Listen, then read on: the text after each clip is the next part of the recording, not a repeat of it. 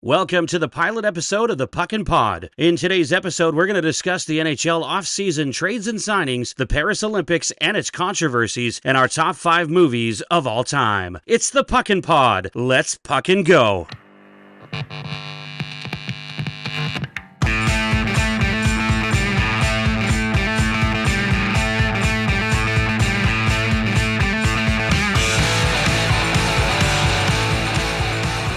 Well, fellas, how we feeling? Good, excited, I think. First episode? Yeah, we're going to do a great job with this, I think. I think now would be a really good time to introduce ourselves to the audience. Brando, why don't we start with you? Yeah, man, I'm just kind of your average Canadian hockey guy. I just grew up with it, you know, your dad or your mom or whoever you watched Hockey Night in Canada with as a kid. I mean, can't get any more Canadian than that, really.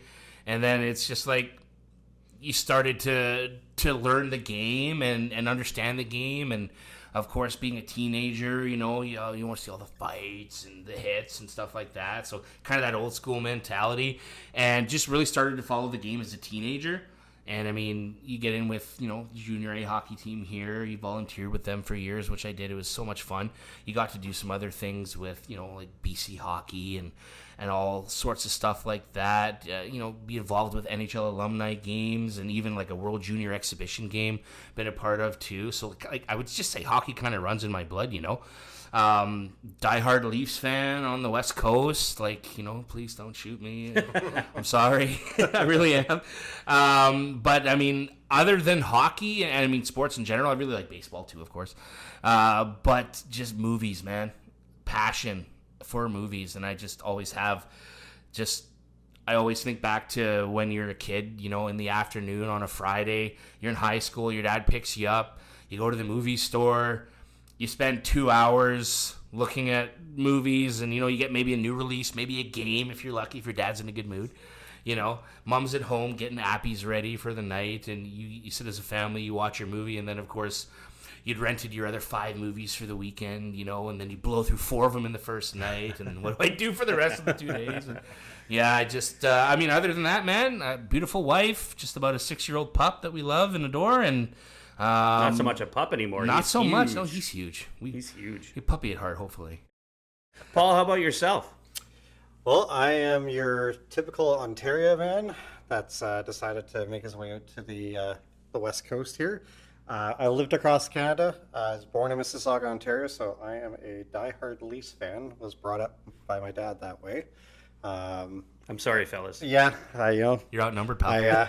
I hear that a lot from people, you know, on the West Coast. They're like, "Why are you a Leafs fan?" I'm like, To be fair, like, you grew up in Ontario, though, right? Like, you lived there at one point. I lived there at one point. The first 7 years of my life were there. So, Mississauga, born, lived in Owen Sound for a good portion, lived in...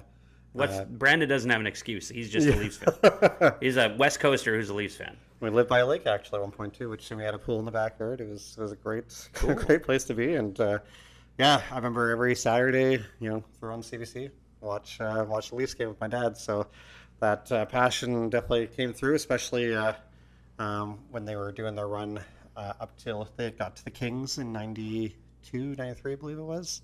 But I've lived across Canada. I've lived in Quebec. I've lived on the Maritimes for a little bit. Lived primarily in Calgary most of my life, and I've spent about now almost 11 years out on Vancouver Island. Avid sports fan. Love the Blue Jays. Love the Raptors. Will always be a Maple Leafs fan, but I'm also very much a Calgary Flames fan. When you live in a place for more than half your life, you kind of grow accustomed to it. I used to be a Canucks fan, but that kind of changed when I moved out here. That's hilarious. How does that make you feel, Joe? He's a Leafs fan and a Flames fan. Yeah, to me, that doesn't make any sense. Those words don't make sense to me. However, I'm sure this year he's not much of a Flames fan. No, but we'll get into that as the podcast goes on. Yeah, to me, obviously, the best Stanley Cup final for me would be the Flames versus the Leafs. Because I really couldn't be disappointed, albeit I probably lean more towards the Leafs still in that kind of a final. Been to many Leafs games when I lived in Calgary, when they were playing against the Flames. Leafs usually lost most of the time, but you know that's the burden of cheering for the Leafs. I haven't won in over 60 years. I think it was now. It's almost 60 years. We're getting close to that now. I do follow a lot of news. I'm very much on top of the statistics, so I know that Brandon and a few others can attribute that I'd bring up stats all the time, and I'm very good with the numbers on that side. So you'll probably end up hearing me talk about a lot of that when we're doing the podcasts. Same boat, avid film lover. But it's not just going to the movie store. Like, I remember working at Blockbuster and getting free rentals with them, or you go to Rogers Video when it was still around, and you could do the 7 for 7. You get 7 movies for 7 days for $7. I loved that growing up, and movie nights were very, very constant for my family growing up. So it's stuck into my adult years, and it's not just the movie itself. It's the acting, it's the screenplay, it's the technical aspects, the music, how it's shot. I understand and appreciate every aspect of that, and obviously one of the most important things in my life is my son. He'll be turning 5 this year. Very cool. Yeah, it's funny because it's funny how we kind of work our way around to that aspect of things, because my name is Joe, for those of you listening. I'm hosting the show, and basically the idea is we talk about who we are. Brandon's got an extensive background in sports, extensive background watching movies. Paul's the same way, sports, movies. I grew up, I worked in television, working with sports, so working in sports, hosted a television show for 10 years of my life. And that show was called The Locker Room, for those of you who are around here. It was on the local cable channel. That experience basically propelled me into trying to pursue a career in both film and sports, so anything I could possibly do. I did work with the local hockey team, the Junior A team that we have here. I did work in, like I said, in television, not just in sports, but all aspects of it. I've been a director. I've been I've done the most menial jobs to the most difficult jobs in television and in film too. Getting to direct short films and projects and things like that. Acting has been a big part of my life too. I went to film school, so I got to sort of learn the aspects of making movies, learn the aspects of how everything works when you talk about the technical aspect of things. That's the way I watch movies too. It's very similar. I'll watch something and I'll appreciate a movie just based on the fact that they use the right lighting for me. Absolutely. For me, it's always been sort of how I feel about the movie. Like if I walk out of a movie that most people hate, I'll walk out of it and be like, well, I was entertained, so it's good enough for me.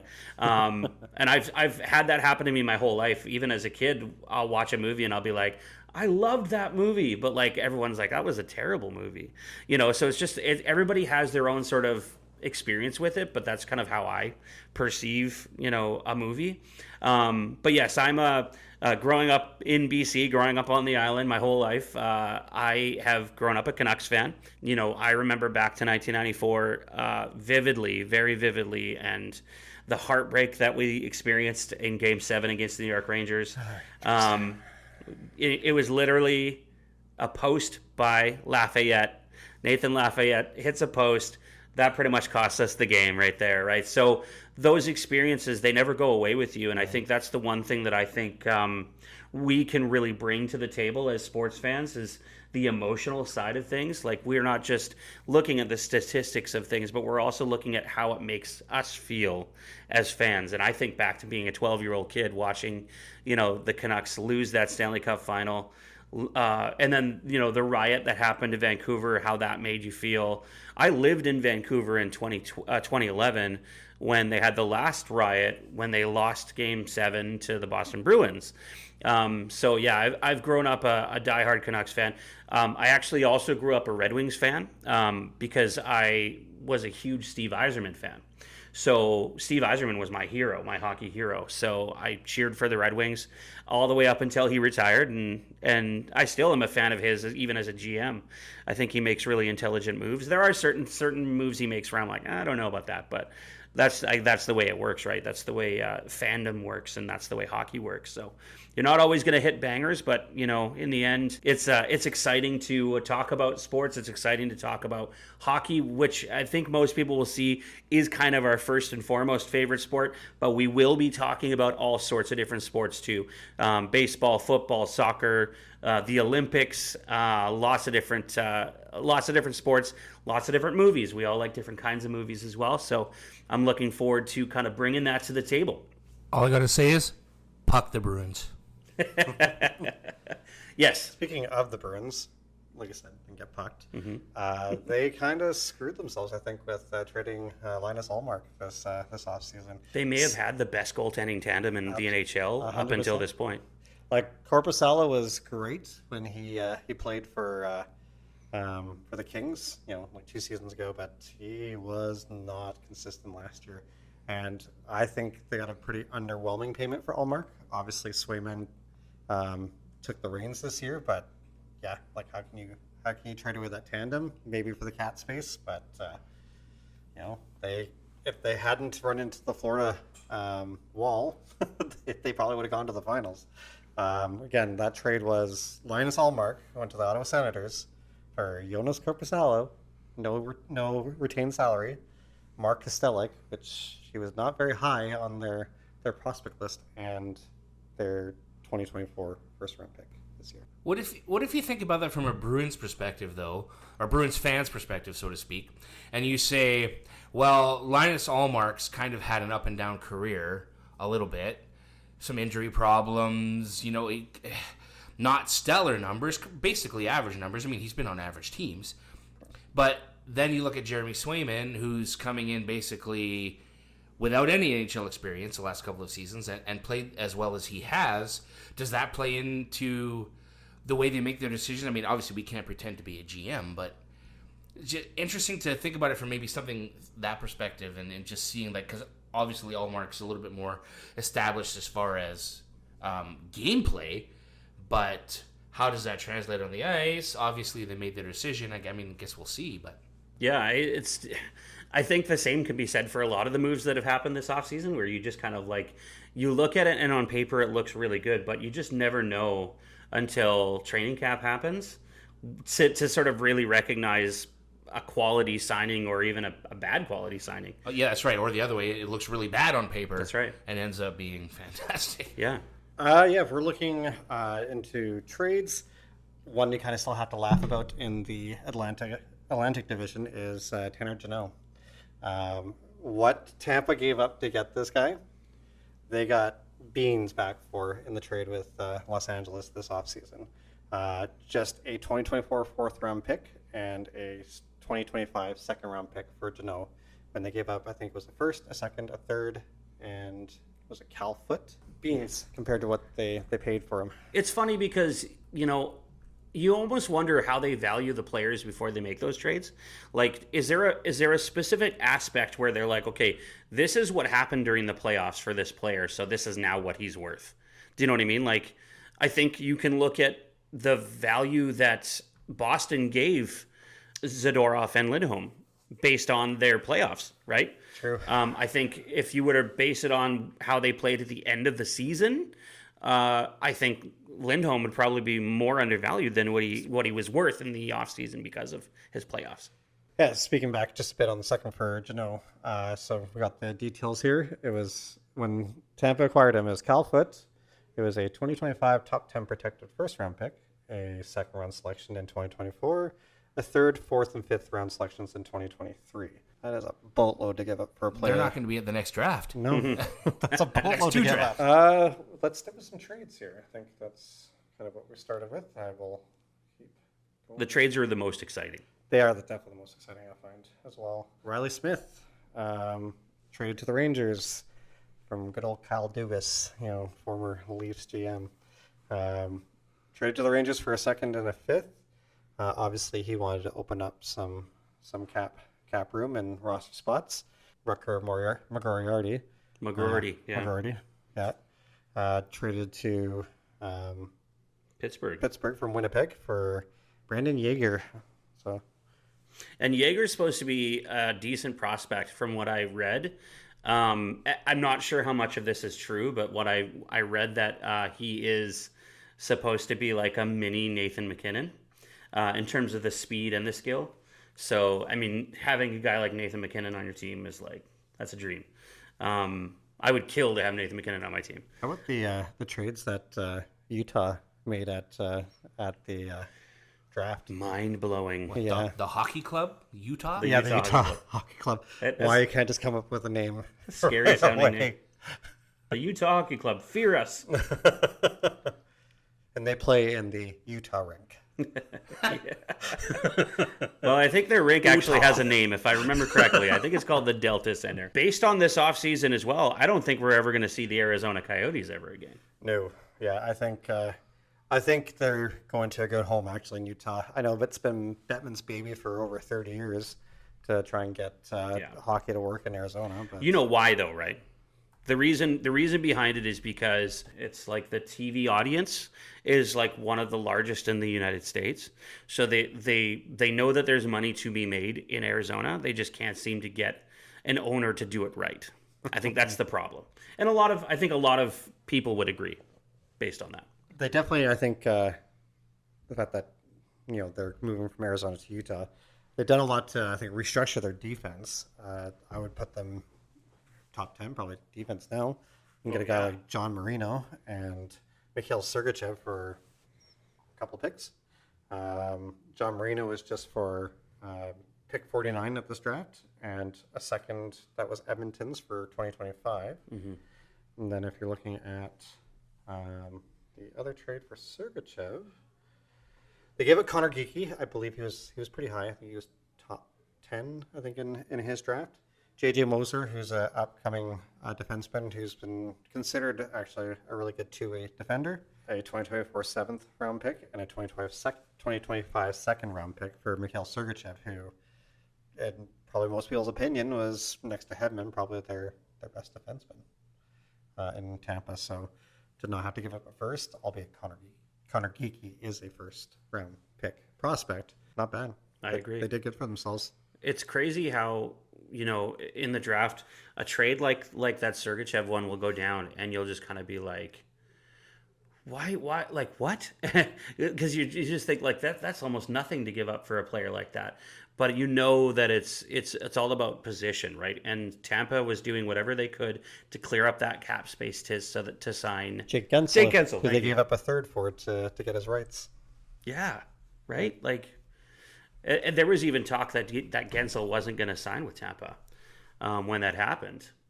I mean, we're all armchair GMs. We can't see what happens behind the scenes, but we're all going to go, oh, why couldn't my team, make that deal? And you can probably bet there was 24 plus teams involved with trying to get Mikhail Sergachev who wouldn't want that player on your team.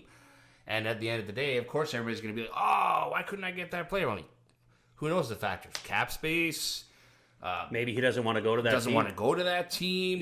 Yeah. You never really consider the fact that there's that side of the game, right? We all just go, oh, well, our team could have given up that, blah, blah, blah, blah, blah. Well, really, at the end of the day, the player's decision. There's other transactions that went down this off season, other than trades. Yes. What else? What else is notable? I think from this off season. Kind of sticking with Tampa, right? To give up basically on a franchise icon and Steven Stamkos to sign Jake Gensel, which they kind of had to do with the cap space side of things.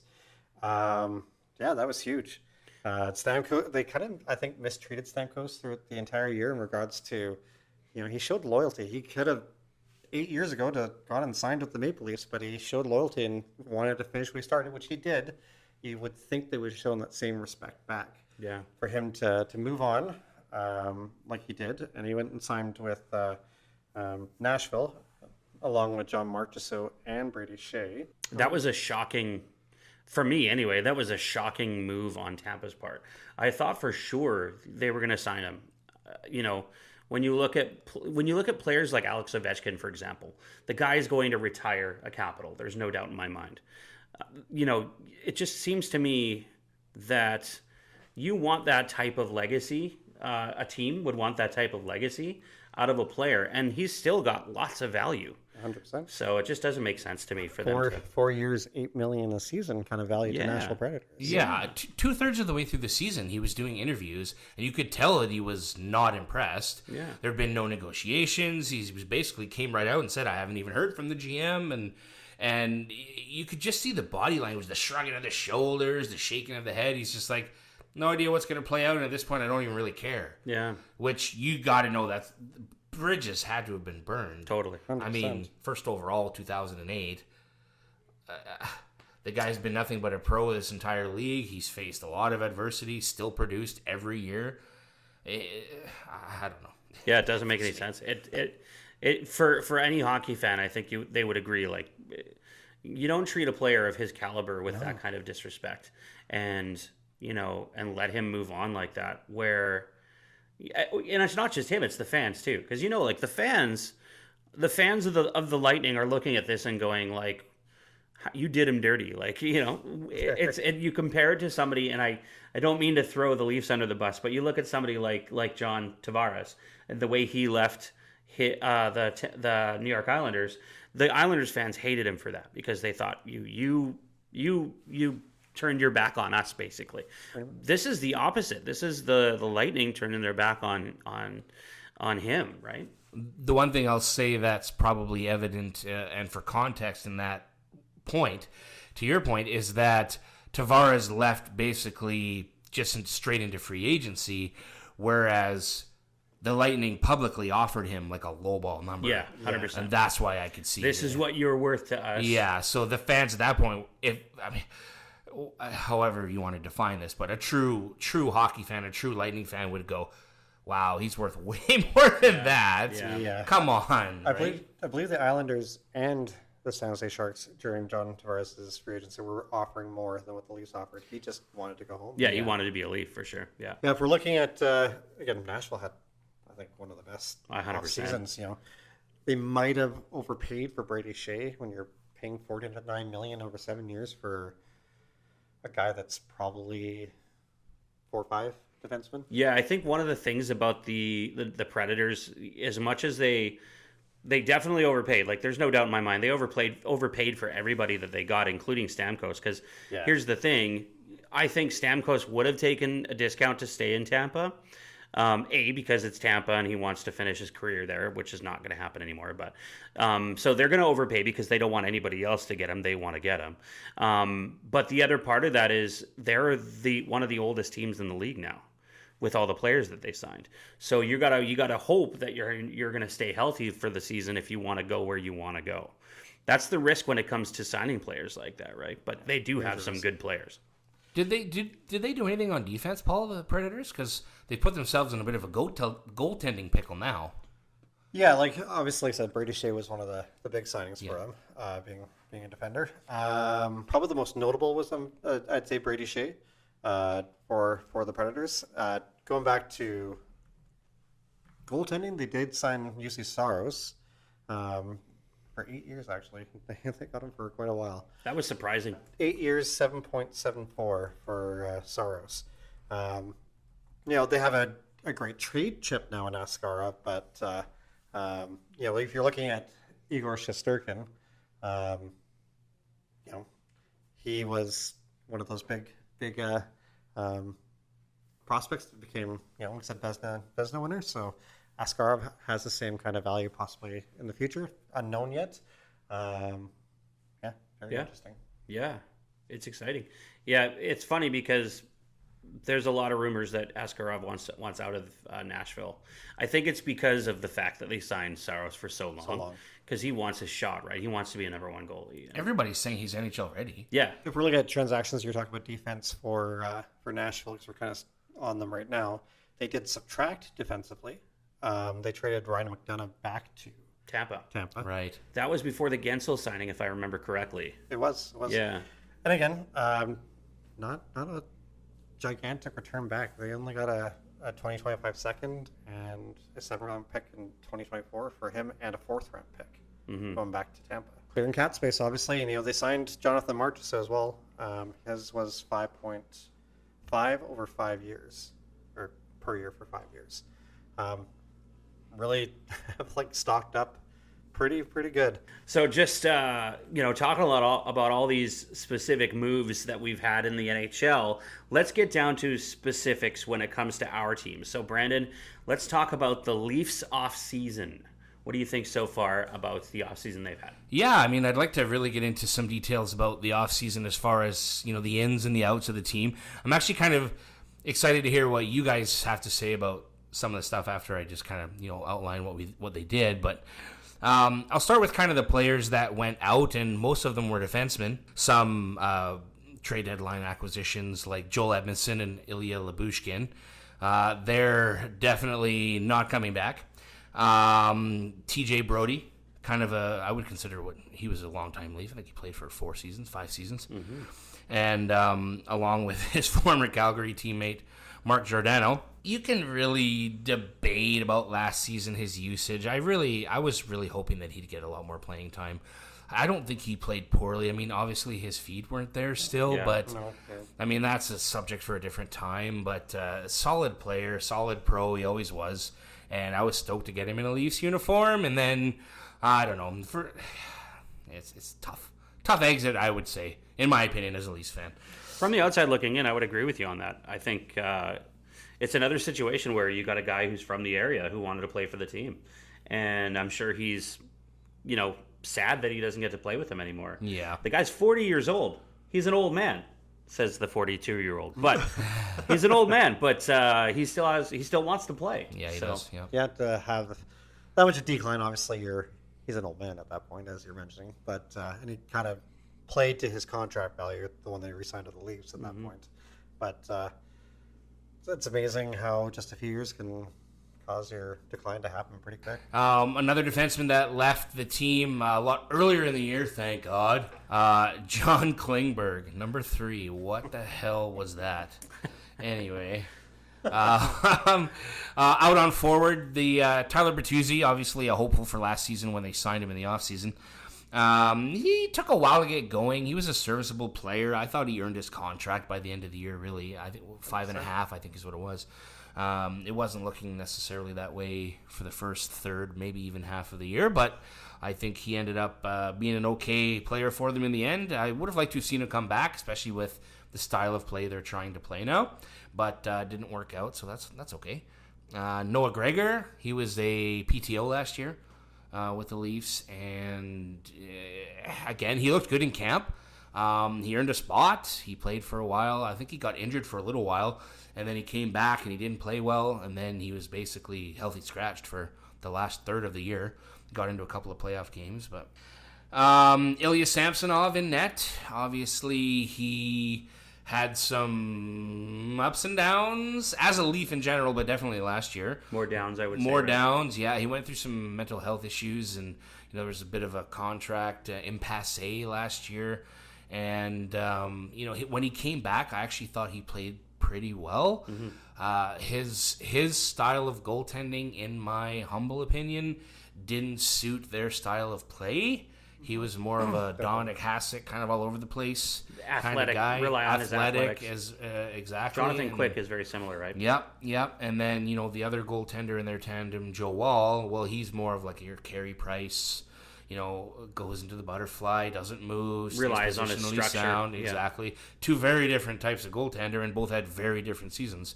And, of course, the free agent signing they had, he played a lot of the year with the Marlies, but Martin Jones, he played some meaningful games for them, for sure. He did his job, I think, anyway. Wall's health now being in question, and them bringing in a goaltender, which I'll get to in a second, as their backup. Stanley Cup winner, Anthony Stolarz, but yeah, they did sign Matt Murray for some depth in the AHL, but I don't think he's going to play another game in the NHL. No. You'll probably end up seeing that quite often, I think, going forward with the 3 goaltender tandem kind of process. At least it good. I was obviously, as you mentioned, with Martin Jones this year, having kind of, again, Samsonov, Wall, and him, and when one of them was struggling, at least you switch them in and out right now. A couple of ins for the Leafs in the offseason, notably on defense coming in. Chris Tanev. Obviously, you know Chris Tanev well, Joe, as a Canucks fan. Yep. I don't, to be honest with you. He's been in the Western Conference for a while now, and I don't tend to focus necessarily on the West that much. You are going to love him. Yeah. A guy who blocks pucks with his face, and he gets back out there and plays again. Yeah, exactly. In the end, there's a reason why he was the most wanted defenseman for years. He's been the most wanted defenseman for years. Even when he played for Vancouver, people were trying to trade for him for years, even when Vancouver wasn't trying to get rid of him. The only reason he left Vancouver in the first place was because we had Jim Benning as a GM who was like, I ran out of time because you were too busy golfing. It honestly doesn't make any sense. What the puck, really? I think you're really going to like him. He's one of the best defensive defensemen there is in the game.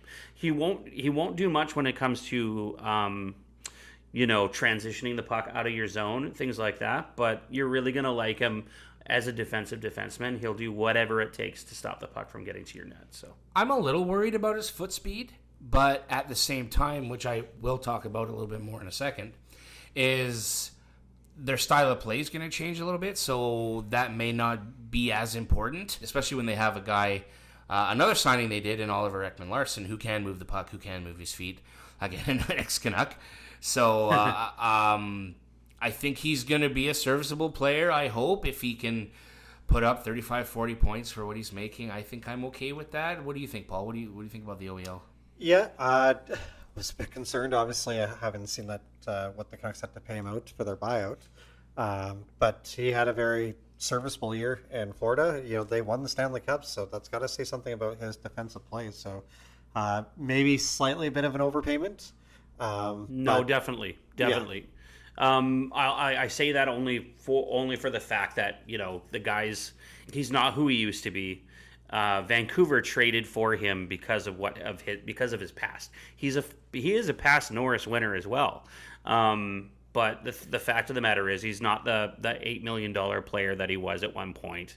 Vancouver had to take that contract off their books to free up that cap space because of the value he was bringing. But you have to keep in mind one thing. When he was playing for Vancouver, he was playing an injury. He was playing off an injury, which is one of the reasons why he had such a better season this year, because he was healing from that injury. So I think you're definitely going to see some positives from him. It all depends on what kind of minutes he plays. I think more than anything, if he plays top pairing minutes, I think that might be too much for him. I can see him more along the second pairing. The way it's lined up right now, he'll be on the second pair, presumably with Timothy Liljegren probably. The third pair as it stands right now is set as Benoit McCabe. We'll see as the signing I'm about to talk about in 30 seconds, or a possible signing. But just before I get to that, we'll finish up with basically UFAs and depth forward signing in Alex Nylander. He's on a one-way contract in the AHL, so he can't play any NHL games until they sign him to a contract anyway. But we will see how that goes. Obviously, William being with the big club and reuniting, so to speak. There's always Instagram posts of them working out in the off-season and things like that. That other player that they signed, allegedly, we still don't even know, big D-man Yanni Hakanpää. He used to play for Dallas. If the guy can play on his knee, it's probably going to be all right. 1.5, big dude. I mean, he doesn't skate well, but he takes up a lot of space. Yeah. He's got a good stick, that sort of thing. Size is important in today's NHL, and I think that's a guy you really want to have on your defense, because he's going to be able to A, stop the puck, help stop the puck, and B, throw hits. I think he's the door of light, I would say. Yeah. Plus, the source for his issues comes from Steve Simmons, and he's not necessarily the greatest source. True, and I think also too, any weaknesses he have may come down to coaching more than anything. So, playing on the Leafs might change his style, might make him better. You never know. Couple of re-signings. They did re-sign Max Domi. We expected that would probably happen, I think, Paul. Out of the two, him and Bertuzzi that were free agent signings from last year, Max Domi was the most likely. Connor Dewar as an RFA, he was a good player down the stretch, I think. I mean, he works hard every shift. I think that's going to present himself well with the new coaching staff. And Joseph Wall is an RFA as well, and they extended as the aforementioned Timothy Liljegren. Yeah, so other than that, really, notable ELC signing, their first-round pick this year, Ben Danford, high on a lot of scouting lists, one of the best defensemen in the OHL last year. To be honest, it sounds like he's a Chris Tanev-type player, maybe a little better offensively. I heard that too. But brings everything else, yeah. Yeah, definitely. The signings they did were pretty good. I think time will tell. On paper, again, as we alluded to earlier, looks pretty good. But honestly, I think their biggest signing this season was the new head coach, Craig Berube, right? Alberta guy, ex-Leaf, tough guy, plays hard, Stanley Cup winner with the St. Louis Blues. The guy is all about grit, accountability, work hard, and along with that, bringing with him Lane Lambert, Mark Savard to help on offense and special teams. And, of course, Mike Van Ryn coming back from last year as a defensive coach. But, just sort of you're seeing now the stamp that Brad Treliving is putting on this team, bringing in the style of coaches they are, some of the players. And you can see sort of the culture change a little bit last year. Not significantly, but a little bit. And then with some of the signings they brought in this year, I think it's pretty evident they want more of that snot, as he quote-unquote said, or snarl, whatever you want to say, Yeah. We've already said the league's kind of working back towards larger players and different system. I'm excited. Yeah, it's funny. You talk about Berube being that type of coach. Berube and Rick Tocchet are best friends. I don't know if you knew this, but I know all through last year, and you and I were discussing the season the Canucks were having, and a lot of it was because of Rick Tocchet and the style that he coaches, which is a very defensive style of hockey. Berube will bring something very similar because of the fact that they're very similar coaches. They played together, they grew up together, they're really good buddies. So it's really interesting to kind of see that perspective of things that you're going through is very similar to something that I went through as a Canuck fan last season, watching the team sort of transition to the style of team that they are now. And when you compare the fact that this time last season they didn't know if Vancouver was going to be a playoff team, and now this offseason they're like, well, they're definitely going to be a playoff team. So it's really interesting, all based on coaching style. Obviously the players you have, things like that. The Canucks had a really, really good offseason, in my opinion, based on the signings that they made. One of the most interesting kind of moves that they made was they cleared out all of the Russians on the team. So starting with Zadorov moving on, obviously, then getting rid of Ilya Mikheyev, going to Chicago Blackhawks, him and Sam Lafferty, along with a second-round pick, for a fourth-round pick. And the point behind that was obviously to clear up that cap space.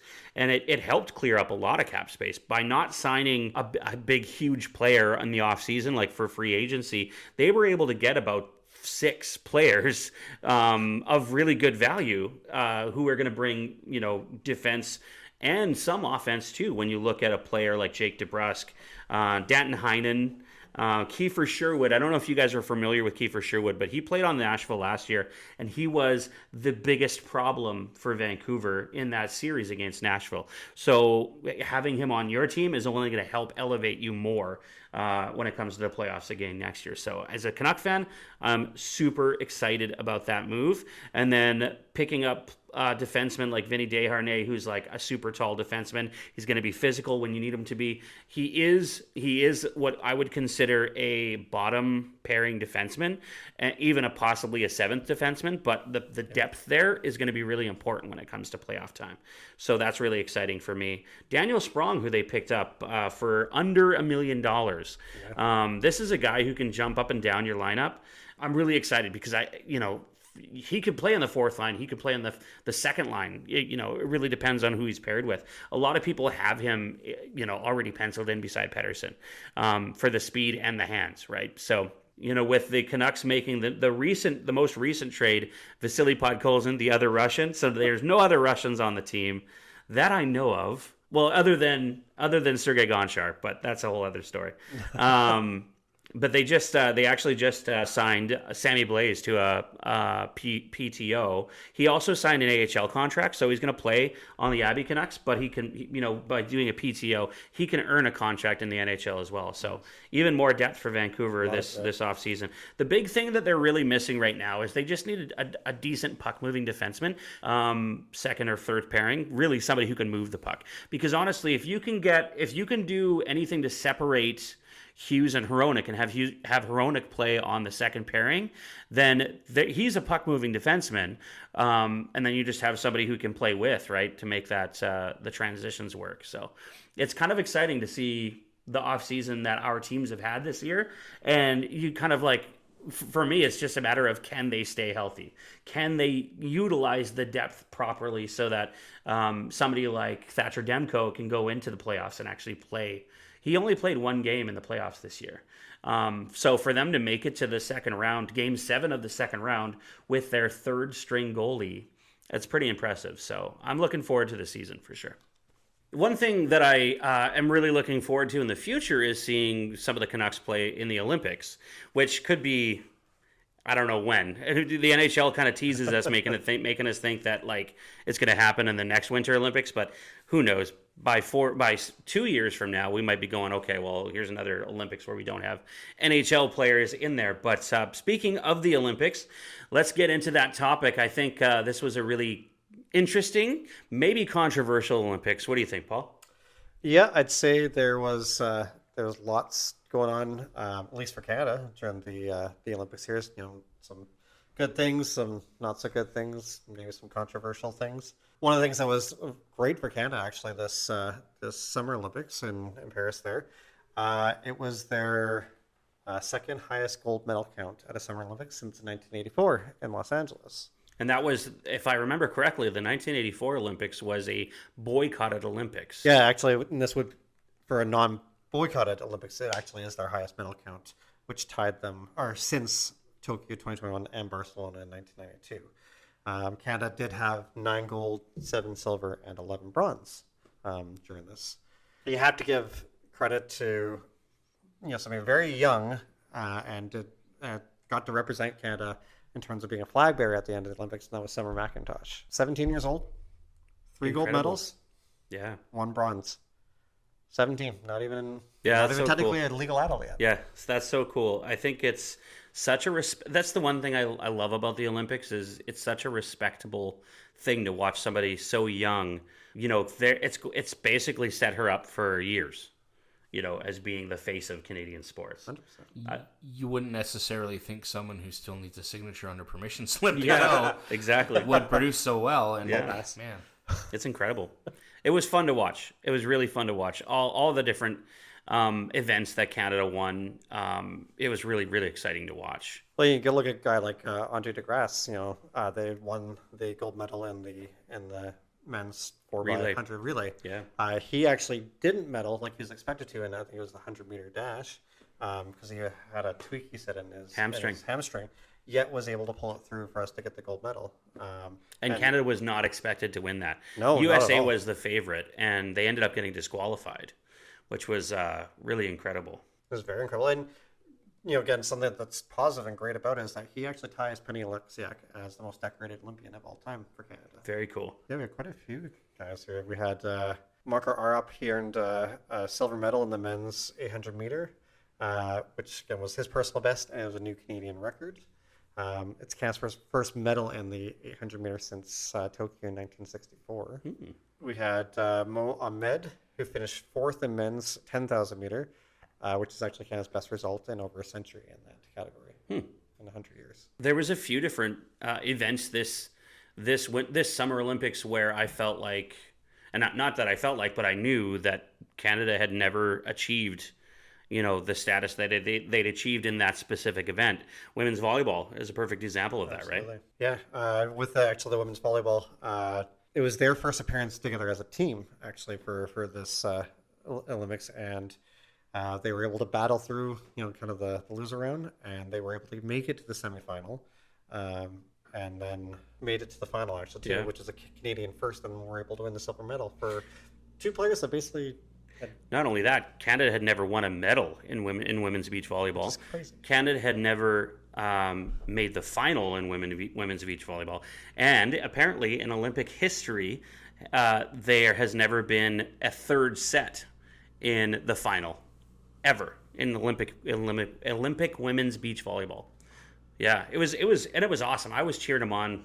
And I'm not one of those people who likes all sports, but it was exciting to watch. When the Brazilians would get a point, I found myself getting mad and being like, come on.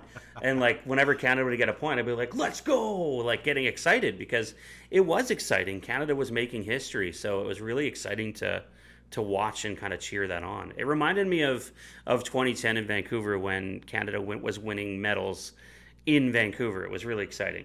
You could probably say volleyball is like one of the quintessential summer sports. 100%. So that's makes it even that much more exciting to watch. If we're looking at some more positives, Canada won both men and women's hammer throwing, something they have never done before, and Ethan Katzberg was one of the flag bearers at the end because of that. And he was from our hometown. Absolutely. Very cool. Very, very cool. We got to have him on the show. Yeah, that'd be really cool. Yeah.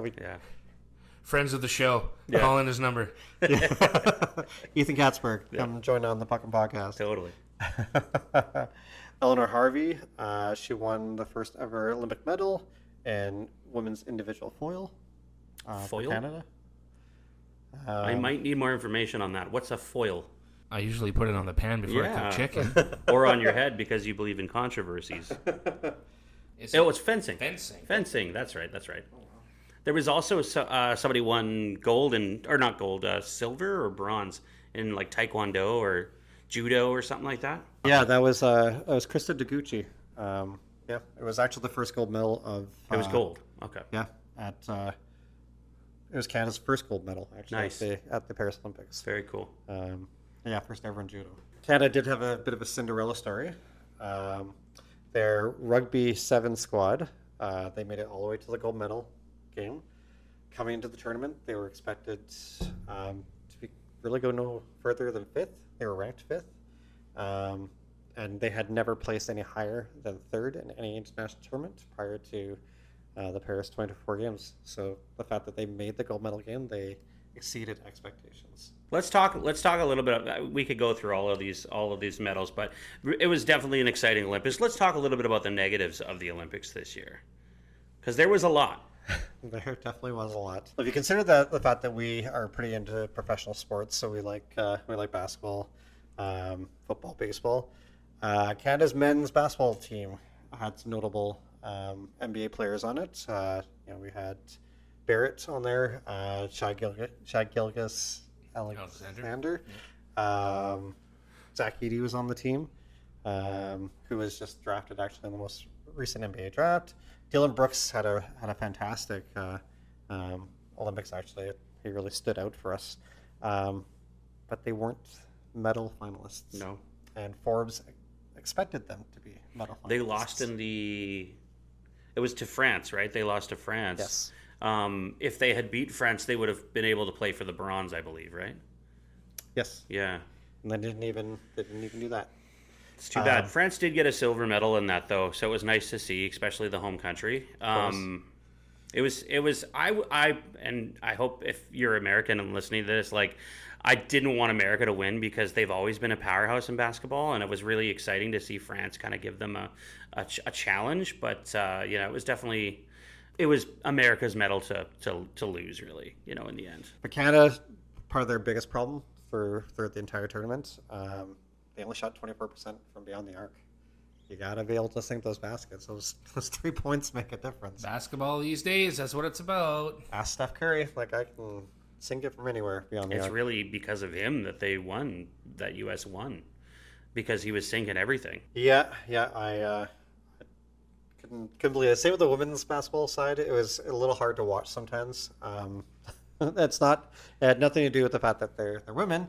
It's just, it seemed disorganized. It seemed like there was not the greatest coaching. They had actually talent on the team, but the coaching, Australia kind of wiped the floor on them on the game that I saw with them. We can certainly talk about the fact that one of the negatives for Canada was, and it left kind of a stain on, unfortunately, the Olympics, was the women's soccer team and that controversy behind that. Yeah.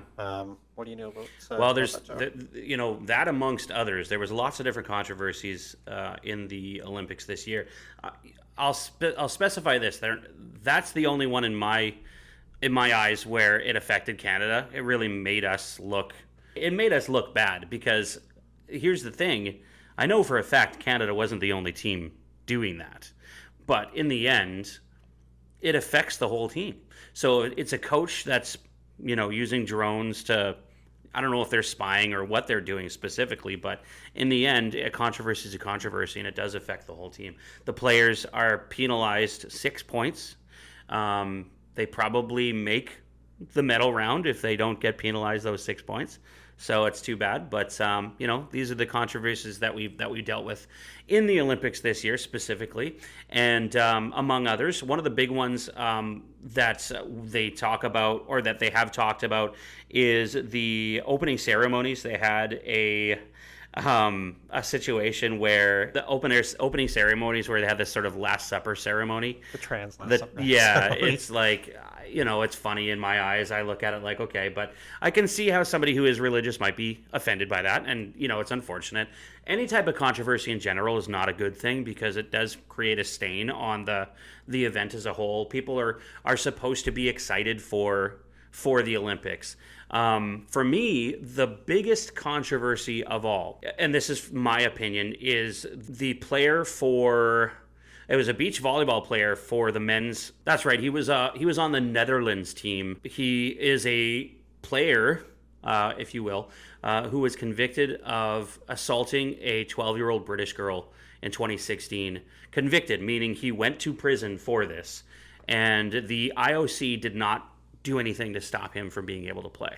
And to me, that was shameful. As a father, I look at that like that's unacceptable.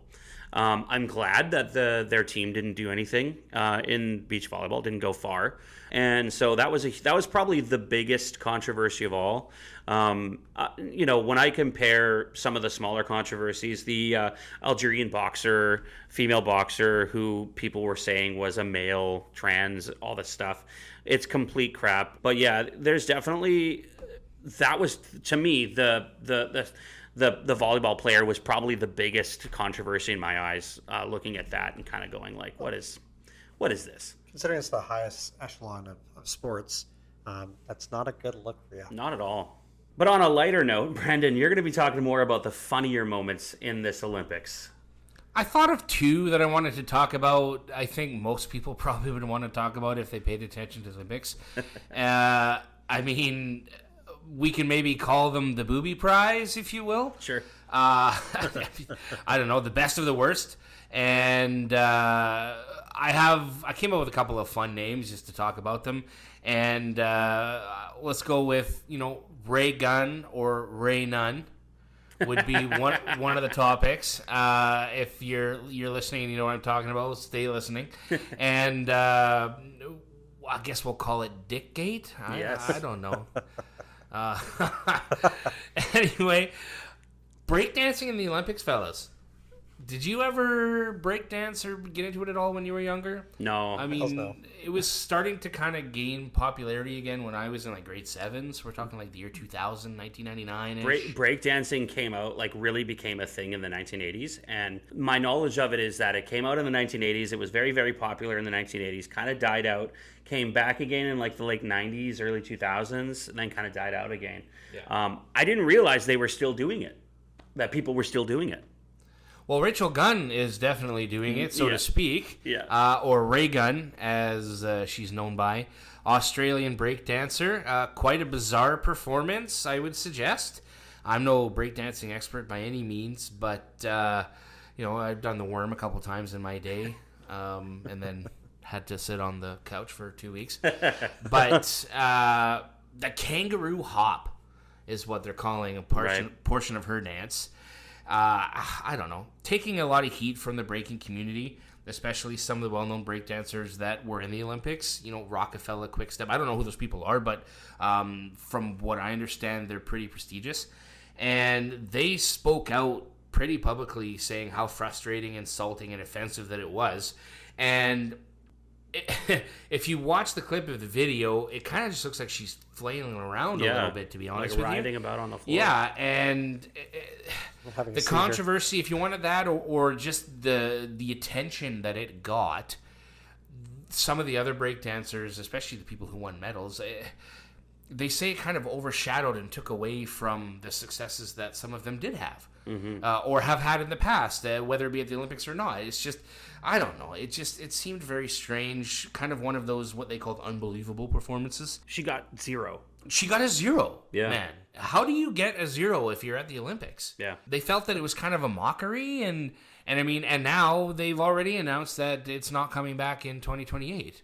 Breakdancing, right? Wow. So, for people who lobbied and worked hard to get it into the Olympics, for it to be And the people who actually medaled in it, like Yeah. the guy from Vancouver who won gold. Yeah. I'm sure that's devastating to know that you don't get a chance to try to fight for it again in 4 years, right? So Yeah, and I mean, you can get into the other side of things. Some people say there was, cultural appropriation, and you can dive as far into that stuff as you want.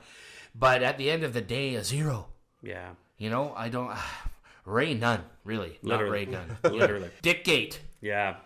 The Flash. So yeah, they decided to use me for a model when it came to going over that. Yes. Just kidding.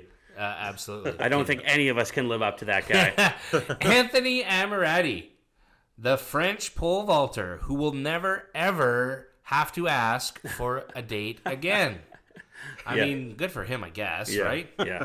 But, so his semifinal heat in the pole vault, on his way down over the crossbar, he caught his junk, all of it, on the crossbar, bringing it down and basically eliminating him from the heat. But and then every guy watching it, or if you haven't seen the clip, check it out. Yeah. You sit there and you just go, oh, right? You have no choice. Yeah. Obviously disappointed with the result. But at the same time, this guy could make some cash. Oh yeah. To be honest with you, he's already been approached by a couple of adult websites offering him $250,000 to show off that bulge to the world. So far, I guess he's not a taker from what I've seen, but who knows? I'm sure his options are open.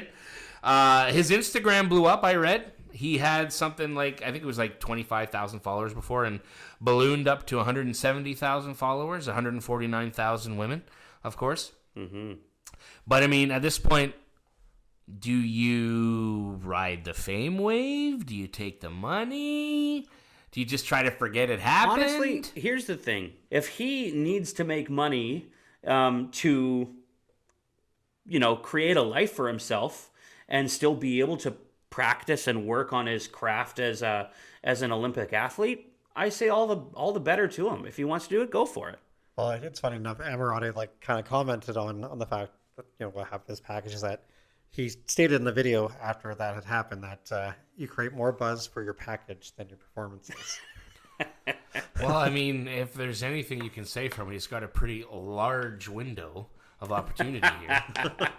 Now that was your best Trump impression with the accordion hands. Nobody knows more about bulges than I do. But I definitely think he should work towards going.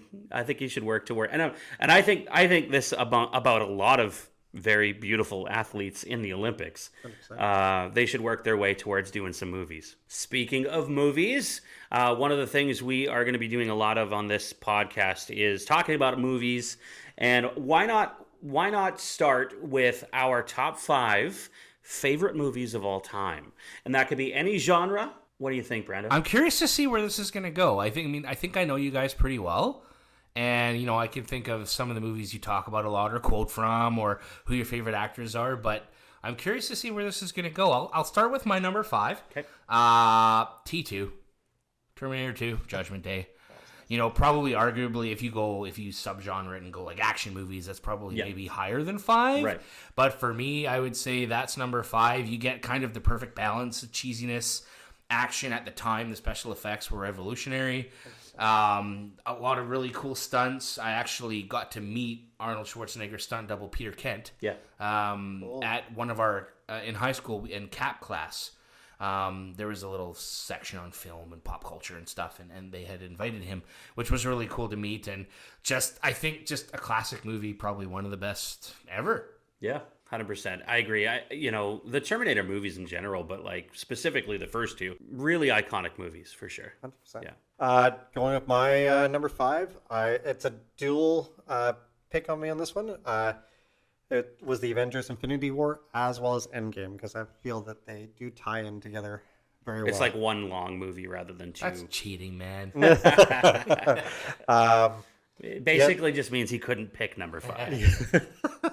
It's just a culmination of the MCU for the 10 years prior to it, right? It had kind of everything you could want in regards to the character development from the previous movies, and having seen them all work together as a cohesive unit, and it worked really well. Every one of them were able to bounce off each other. The directing was top notch, obviously, in regards to those movies. They're the top. I think Endgame's the top grossing movie of all time right now. Super exciting to watch. Like, if you've read the comics, obviously the movies were a little bit different, but to hear Kat say Avengers Assemble, how you picture it in the comics, to see it live form in a movie, it blew you away. And I remember going to see it at the theater, and when sorry for spoilers, when Iron Man does die from snapping, there were people weeping in the theater. Oh yeah, I can imagine that. And yes, sorry for spoilers, those of you who've never seen the movie before. Too bad. I promise I won't do that. Get with the times. No, my number 5 is actually taken away from the action genre, but more of a comedy drama, and that is "Oh Brother, Where Art Thou" by the Coen brothers. Probably one of my favorite movies. Coen brothers. For those of you who don't know, the Coen brothers are these two brothers who wrote and directed many movies, not just one, but multiple movies. I love their writing style. It's hilarious. It's just so funny. And it's one of those movies that moves me when I watch it. So, yeah, that's my number 5. I'm sitting here thinking to myself, am I the only schmuck who hasn't seen it, or are you the only schmuck who has? No, trust me. Going. It's honestly, it's been movie. On my list. I haven't left it off and I mean on my list isn't to watch. Yes. I haven't seen that flick. Of course, the classic song, Soggy Bottom Boys. Yeah. Hosting karaoke all those years, Joe, Yes. as you know, you hear it a million times. But yeah, that's not a flick I've seen. Not on purpose, just haven't gotten around to it, honestly. It's one of those movies where it's not what you expect. Like, when Right. you go into it, you're thinking, like, this is going to be like a boring, like, Southern period piece or whatever. It is a period piece, but there's a story to it, and like it's just a really funny movie. George Clooney's amazing in it. John Turturro is amazing in it. John Goodman is awesome in it. Like, there's just so many great actors in the movie, and one-liners and things like that you just like, you absolutely love. Speaking of John Goodman, I'll go with my number 4. Paul is not going to like this, but that's okay. He doesn't have to. Patriots Day for me. Yeah, I know. To this day, and I mean, I thought about it a couple of times, probably because that movie moved me so much that I did. But to this day, the only movie I've ever actually stood up at the end of the movie and clapped, and the whole theater did when I saw it. And I think it came out in 2016. Well, yeah, it did. It came out in 2016, and I saw it in the theater, so it was brand new. It's a rarity that people get up and clap for a Mark Wahlberg movie. yeah, exactly. The heartwarming feeling of unity almost. And I mean, I'm not a huge Marky Mark fan. Yeah. Am I entertained by a lot of his films? Sure. His action movies for sure. But, for the most part, I'm not really... I don't watch a movie because he's in it. I thought his performance was pretty excellent in that movie. Same with Kevin Bacon, who, again, I'm not a fan of at all. Mm-hmm. Really. I enjoy a couple of his movies overall, but not because he's in it. And I thought his role was pretty underrated, actually, the FBI agent in charge. But I think it was done so well. I know, Paul, you saw it much later. Well, kind of touching upon that, my debate on that was that the fact that it wasn't a good movie, it was that it was too soon, in my personal opinion. It was only 3 years after the bombing had happened. Yeah. I would say the same thing for World Trade Center. The Boston bombing, for those of you who are wondering. Yeah. I'd say the same thing for the World Trade Center movie. I thought that was too soon for when that happened. So, Right. I have seen it, yeah, and I'd say it is a wonderful film in terms of the acting and what they touched upon with the story. But my holdback on that is because to me it feels distasteful when you go do something too soon. You need to still let people kind of get through their feelings on it. Mm-hmm. How soon is too soon when it comes to kind of profiting off of people's misery a little bit. And I don't think that's what they were trying to do. I think they're trying to bring awareness to what happened, but like, yeah, definitely it's, it's challenging when it comes to like how long do you wait until you actually do come up with a movie like that? What's your number 4? Number 4, awesome Nicolas Cage during the 90s when he was an action star, Face Off. Yeah. Face Off is there. It's not in my list, but it's definitely there. I love those movies, those old school movies. I'm grinning ear to ear for those who can't hear it. I love that movie. I couldn't put it on my list, but I do love that movie. Yeah, honestly, like Travolta had gotten a lot of praise for being a villain in the past already for Broken Arrow, and he amped it up even more for Face Off, I thought.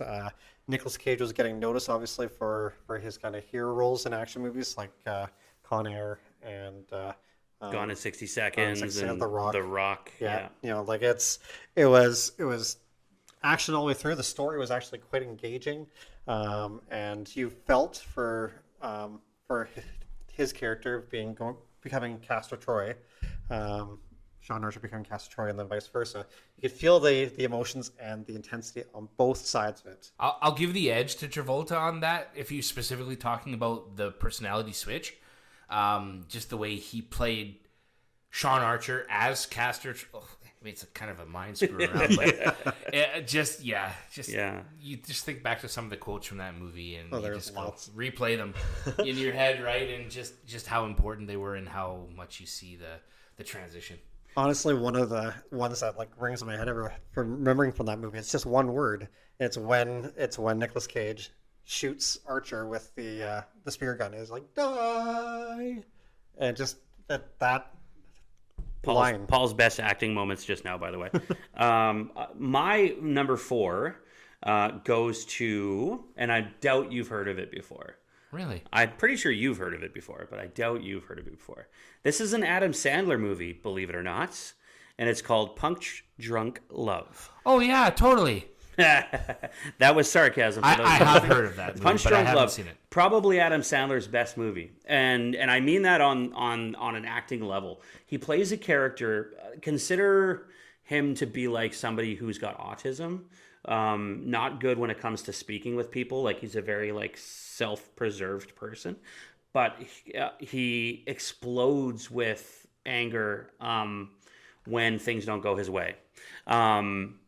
The way he portrays the character, like you actually grow to like love the character as if like you care about him, and just so many things happen throughout the movie where you're just like, man, like nothing seems to go right for this guy, and all he wants is some points from a pudding. It's a really, really good movie, really incredible movie. If you haven't seen it before, I definitely recommend it. For those of you who like those type of dramatic movies, definitely great movie. I love that movie. Yeah. It is a good one. And Emily Watson was like a perfect counterpart 100% in that movie. There's a scene in there just like so well shot, like the car accident scene. If you haven't seen it before, go check it out. It's definitely worth seeing. I love when you got the corded phone. Yeah. 100%. I will watch it. What's your number 3? Number 3. Okay, I'm just going with like blockbusters and bangers so far, and you guys are kind of like, oh, have you seen that French independent film from 1964? Number 3 for me, The Martian. The Martian. I love The Martian. Yep. Great movie. That's one of those movies I've probably seen 30 plus times. Man, 28. Sometimes I watch on YouTube like these reaction videos from like actual scientists, and they watch all these like sci-fi movies, and they're just like, this would never happen. They're like, scientifically you cannot do this. Yeah. But I love that. I love the kind of creativity about those movies, right? What I will say, I'm not really like a Jason Bourne fan. Really? I find that surprising. I know. It never really caught on for me. Some other Matt Damon. I mean, Good Will Hunting, sure. Classic film, good acting. Robin Williams. Like the film. Rounders back in the day. Some of Matt Damon's earlier stuff. For me, this one, I just felt sets him apart a bit. Just because, like, there was actual fact where he was separated from the crew while they were filming. Right. And at the end of the movie, again, a little bit of a spoiler, but if you haven't seen The Martian, the scene where the crew comes back to get him and they speak to him over the comm, basically, checking in, saying, "Hey, we're in range. Do you hear us?" And that was the first time that literally, even in real life, he had heard or seen anybody from the crew in like 3 months. I didn't know that. They literally isolated him away. So his reaction, his tears, they were genuine. Yeah, theirs were too. Yeah. And, the comedic relief in such a tragic situation. I just feel the film has everything. Yeah. Jeff Daniels, top of NASA. One of my favorite actors, by the way. I love Jeff Daniels. I wish I'd have seen him in more over the years, to be honest with you. Sean Bean, minor role, but there. I'm not prolific. I'm not going to pretend to say Chiwetel Ejiofor. I really don't know how to say the guy's name, and I'm so sorry. Yeah. I know he's not going to listen to this ever. He's in a lot of stuff too, and again, still good, like him good as an actor for sure. One of those long movies too that you never want to end. Yeah. And that's my number 3. I've always been a huge sci-fi fan, and this is probably, sorry Trekkies this is one of the most quintessential sci-fi films, at least series, but Star Wars Return of the Jedi is my number 3. A lot of people would put Empire Strikes Back ahead of that. And Empire Strikes Back is a really good film, and it's because of the dark tones obviously in it. But the gestures Brandon's making over here, he does not agree. Nobody thinks The Empire Strikes Back. I do. I do too. I do. Get out of It's here, a good Joe. film. It's a great. But Return of the Jedi has the forefront for me, and it is because it's obviously ending a series. It's a climax. It's a climax to the series. Obviously Darth Vader, again, spoilers. By the way, I haven't given any spoilers in any of mine. I just want to point that out. We're going to feel left out. Darth Vader taking out the Emperor at the end to save his son. It's very iconic. It's heartwarming, and it's considering how Darth Vader was in the first film, from New Hope, to how he became in Return of the Jedi. It draws you in. And it had a family aspect too. Like the Ewoks were actually cute and amazing. And well, we were kids when we saw it, right? Yeah. Like it's literally there's a connection there, right? Like for sure, yeah. What I will say is that, and there's a couple of movies that I like that I find from the past are this exact same scenario, and it's one of those movies. T2 is the same, and it could have a correlation. It's the first movie that I saw in the series. So I didn't see A New Hope. I didn't see Empire Strikes Back. The first movie I saw when I was a kid that was Star Wars related, and this is obviously before the episode 1, 2, and 3, right. Was Return of the Jedi. That was the first one I saw. So I didn't really know any of the history of the movies or anything else that had happened, and that was what I saw. And I just thought it was such a cool movie at that point. And then to see the other two after, of course, it creates just an iconic series, and you enjoy it either way. And like I said, that's not the only one. There's several for me. And I mean, I don't know if it's just because I love that era of movie and I'm a little bit later bloomer than you guys. Not much, but just a little bit. But just to be exposed to different times of when movies were either popular or available. And that's one where I wonder if I like it more because it's the first one that I saw. Maybe, yeah. That's got to be something about that for sure. My number 3, Deadpool and Wolverine. Maybe it's recency bias, maybe, but I made a strong effort not to wait to see this movie. I mean, I did wait a couple of days, but I didn't wait that long that I didn't get any spoilers, right? It felt like after I saw it, and it wasn't me putting the spoilers out there, but after I saw it, I saw a lot of spoilers on social media. So I made sure I saw it pretty much right away the first weekend. And just it separates itself so much from the original Deadpool movies, but it's just so awesome, comedic wise, action wise, having two like prolific, superhero characters working together in the end was like, it's just so good to watch. I enjoyed it so much. I still have to. I still got to see it. It's worth a minute, and there's cameos in it that just make it that much more fun to watch. Yeah. It's good. So if you haven't seen it, go see it. What's your number 2? Number 2. Okay, off the board, I think. I mean, I'm sure you guys have seen it, but probably wouldn't think it's on my list. Another guilty pleasure of mine, because as alluded to my last one, I love space movies. Courtroom drama. Tom Cruise. 1992. You can't handle the truth. That's the one. A Few Good Men. Mm-hmm. Yeah, I love that movie. That's my number 2. Again, not because Tom Cruise is in it. I don't like Tom Cruise like pretty much at all, to be honest with you. I like the movie. Kevin Pollak. Again, one of those guys where I wish that I'd seen him in more movies. I know he's been in a lot, but he usually plays a minor role. Just I don't know. I like his acting. I like the character that he portrays quite often. Jack Nicholson, classic, obviously. Always going to be an overbearing character. Plays a powerful guy very well. Kiefer Sutherland, very young, pretty early stages, I think. A couple of actors really establishing themselves in the early 90s that, I mean, we've seen many times since. But just all around good movie. Yeah, I think that movie kind of helped Demi Moore establish herself more too. She got pretty well known after that. Definitely. And obviously she had big films like Indecent Proposal and Ghost and Disclosure. What's your number 2? My number 2 would be great actor Jim Carrey. He's amazing. Liar Liar is one of my favorite films, but that's not my number 2. Number 2 is actually more of a dramatic role for him, and that was Eternal Sunshine of the Spotless Mind. Yeah, wonderful movie. Another movie I haven't seen.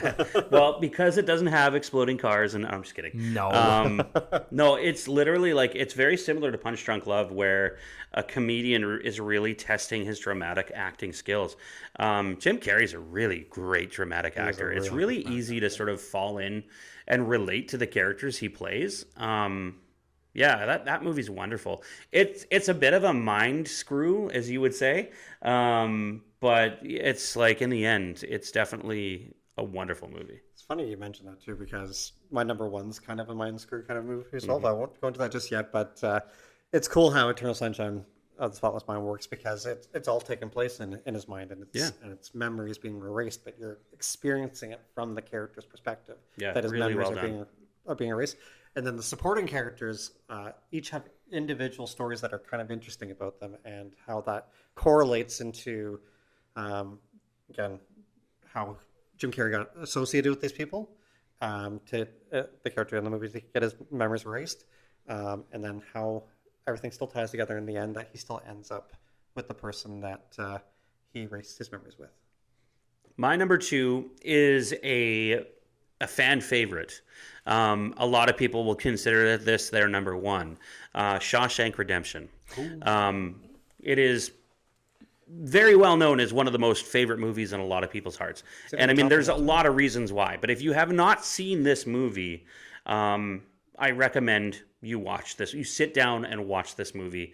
Don't pause it. Don't get up and go to the bathroom. Sit down, watch this movie from beginning to end. It's a wonderful movie throughout. I have a quick question for you, Joe. Maybe you too, Paul. Because I love that movie. This is probably one of the rare ones that we can all go, yeah, right? Oh, yeah. Why do you like it from a filmmaker's perspective? It's just incredibly well written. The story has, like most films you watch, you can point out specific plot holes where like things don't seem all that realistic.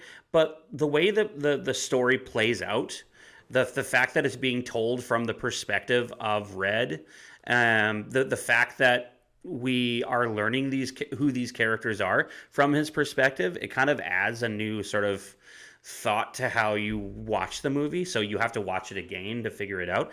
But it's just so well written. The actors are incredible. Every single one.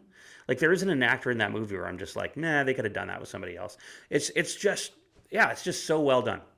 I mean, someone who doesn't really analyze film quite like you guys do, but such a simple style of cinematography too. Like, there isn't some like glaring helicopter shot over the prison or anything like that. It's just, simple cuts here to the next scene, to the next scene. Yep. Bring the vehicle in, it hits every spot that you could imagine so well. It really tugs on the proverbial heartstrings, right? There is a sort of method that they use when it comes to telling the story visually too, where you feel as an audience member that you're a prisoner as well. Like, they don't ever show sort of the outside of the prison until somebody's outside the prison. You know what I mean? Like that same mentality. So, And at the same time, now that I think about it, to your point, it almost plays on the fact that it doesn't really show the inside of their cell that much either. That's right. So it almost keeps you guessing what it's like just to be neutral in that prison. Yeah. Right? Like You a get sense of a calmness. few specific scenes inside the cell, but other than that, you don't know what goes on in there. Yep. That's right. Yeah, you got to give credit to Tim Robbins for being amazing for his role. Like he was very, very captivating through that film in terms of his facial expressions, his emotions. You could see what he was going through, and he had something going on underneath the plan to get out. Obviously, just an incredible film. And that was a surprise to the audience too, just like what he was actually plotting. We're watching this movie kind of going like, and just going along with the flow. But as I think back about that story, and I think back to watching the movie, I could have easily been like, when is something going to happen? And then it happens, right? The entire movie, something was happening. Yeah. So that's for me. And like I say, for most people, that's number one. What is your number one? 1995, Richard Dreyfuss, Mr. Holland's Opus. Here's to be honest with you, I knew this was coming only because I know you personally. Yeah. It's a movie you've talked about over the years many times. Mr. Holland's Opus, and I'll agree with you, an incredible movie. Yeah. Saw it on there recently. I've had the DVD for years, but I saw it in the theaters with, again, it might be one of those historical movies that plays on like the history of your own life, because when I saw that movie in the theaters, it was with my mom, my aunt, and my granny. Yeah. So I went to with the three of them to see this movie in the theaters. I was 8. There's like a sentimental value for you. I was 8 when I first saw this movie. But I mean, honestly, there aren't a lot of A-listers. I mean, Richard Dreyfuss, you can argue maybe, but William H. Macy in that movie, a very young Terrence Howard. Back then, William H. Macy was in everything. Yeah. Air Force One. Yeah, Alicia Witt, who that was probably, I'd have to check, but I think that's probably one of her early roles. Right. Again, if you don't know who I'm referring to, she's been in a lot of 90s kind of like teenage movies.